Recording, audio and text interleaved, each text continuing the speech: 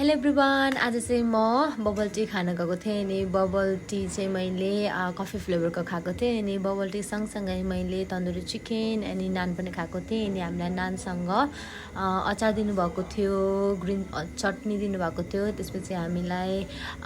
salad दिनुभएको थियो अनि मिक्स्ड अचार पनि दिनुभएको थियो त्यहाँनिर चाहिँ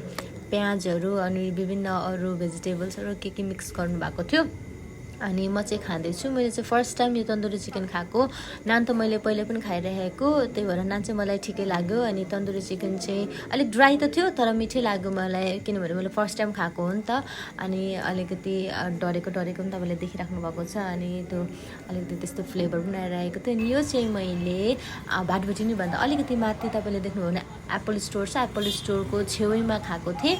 अनि यसको नाम चाहिँ यहाँ रहेको छ गुड फुड एक्सप्रेस हो यहाँनिर खाएको थिएँ तपाईहरु पनि जान सक्नुहुन्छ अनि ट्राई गर्न सक्नुहुन्छ okay thank you so much for watching everyone bye by